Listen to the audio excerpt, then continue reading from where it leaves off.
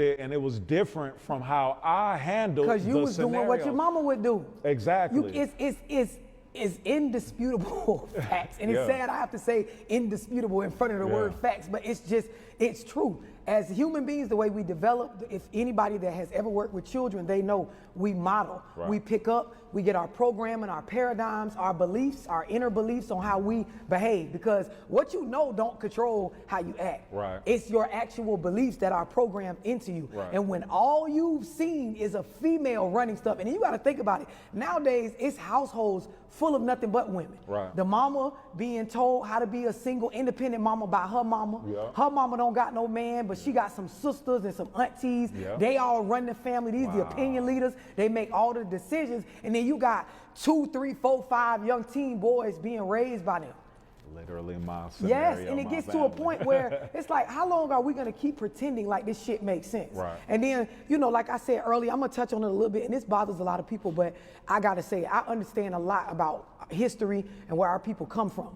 When you don't understand that there was an agenda to economically castrate black men, to separate our households, to make it where welfare programs actually solicited and was lustful looking to women as long as they kept the men away. When you don't understand that, this is where this shit stems from. And this is just a part of it, but this is where it stems from. When you don't understand this, you will think that as a single mother, I made the decision to raise my children by myself. Like I made that conscious choice. No, you didn't.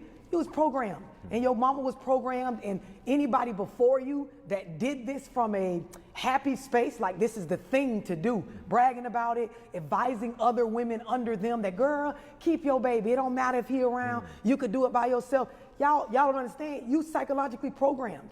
Because in the late 1960s, early 1970s, there were governmental programs that were put in place for welfare. It was put out there that this was welfare. This was to help low income and poor families, mostly us, right? And so when these programs came about, they made it where you get food stamps, cash assistance, housing, all these things.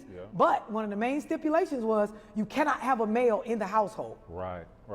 The other part of it is they would send around social workers, which some people know this still goes on today. But when these programs first started, this is one of the main things. Social workers would come out after they're giving you these benefits to make sure you don't have no man in the household. And so the idea is if you mix the crack epidemic, you mix where we were coming from like the Industrial Revolution and the deindustrialization, like just if you can go through history and just educate yourself, you will see where, wait a minute, we're not just doing this and making these decisions to have these babies by ourselves because this is something that we thought about, thought it through, looked at the product, it's producing a good result. We are psychologically manipulated and programmed to believe that this makes sense.